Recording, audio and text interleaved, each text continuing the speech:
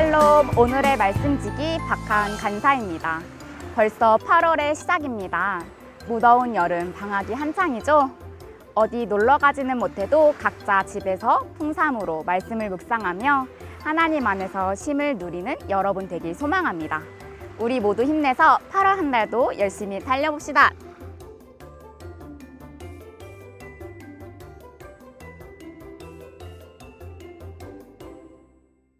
오늘 본문에서는 이스라엘의 현재 상황에 대해 알 수 있는데요. 선민 의식을 가지고 있던 이스라엘은 복음을 받아들이지 못했습니다. 그래서 믿음으로 의롭게 된 이방인들을 시기했습니다. 그런 상황 속에서 바울은 하나님이 자기 백성을 버리셨느냐라고 질문합니다. 그리고선 그럴 수 없다라고 스스로 대답하는데요. 이스라엘은 선택받은 백성이라는 그 교만과 불순종 때문에 하나님의 부르심을 거부했지만 하나님은 그들을 버리지 않으셨다는 것입니다. 이것을 어떻게 아냐고요? 본문에서 바울이 두 가지 증거를 통해 자신의 논증을 제시하고 있기 때문입니다. 첫째는 바울 자신이 이스라엘 사람이라는 것입니다. 그는 1절 후반부에서 나도 이스라엘인이요 아브라함의 씨에서 난 자요 베냐민 지파라 라고 고백하며 이스라엘인이 모두 버림받은 것이 아님을 증명합니다. 둘째는 이스라엘에 남은 자가 있다는 것입니다. 엘리야가 갈멜산에서 커다란 승리를 거둔 후 이세벨의 미움을 받게 되어 광야로 피신하였을 때 3절의 말씀처럼 고백하게 됩니다. 주여, 그들이 주의 선지자들을 죽였으며 주의 제단들을 헐어버렸고 나만 남았는데 내 목숨도 찼나이다. 이렇게 엘리야가 하나님을 원망하고 있을 때 하나님은 이렇게 답하셨습니다. 내가 나를 위하여 바알에게 무릎을 꿇지 아니한 사람 7,000명을 남겨두었다. 이처럼 하나님은 소수의 신실한 자들을 은혜로 남겨두셨습니다. 이 7,000명의 신실한 사람은 모든 사람이 신실하지 않은 것처럼 보일 때 소수의 남은 자들을 하나님께서 어떻게 구원하시는지에 대해 알 수 있는 좋은 이해입니다. 남은 자는 하나님에 의해 선택된 유대 그리스도인을 의미합니다.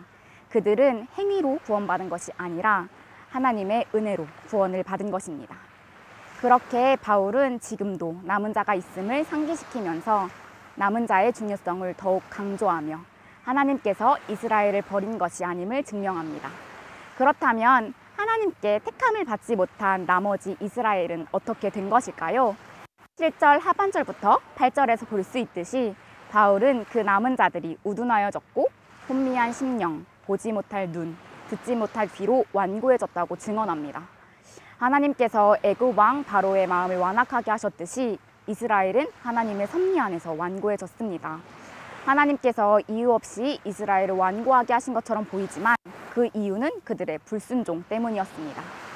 오늘 말씀을 통해 알 수 있듯이 이스라엘은 하나님에 의해 선택된 민족이지만 대부분 하나님의 은혜를 망각하고 완악해졌습니다. 또한 영적으로도 보지 못하고 듣지 못하게 됐습니다. 하지만 하나님께서는 소망이 없어 보여도 남은 자를 통해 하나님의 뜻을 이루겠다는 희망을 보여주셨습니다.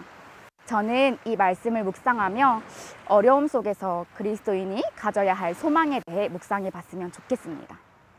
개인적으로 저는 4학년 졸업 후 1년간 협동간사로 사역할 것을 결단했지만 코로나로 인해 캠퍼스 사역에 큰 어려움을 겪게 됐습니다.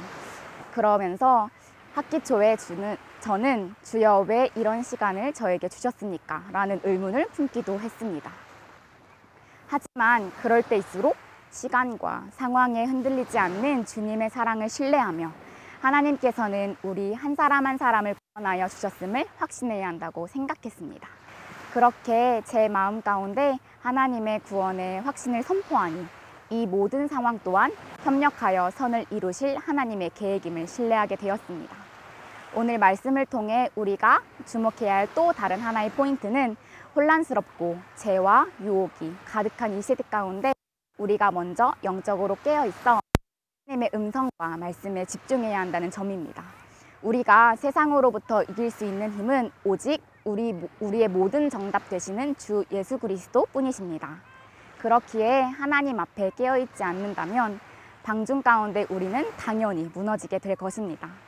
여러분도 이 방학 가운데 사탄이 마음을 틈타 들어오지 않도록 구원의 은혜에 감사하는 기도와 영적으로 깨어있는 그리스도의 제자가 되길 소망합니다.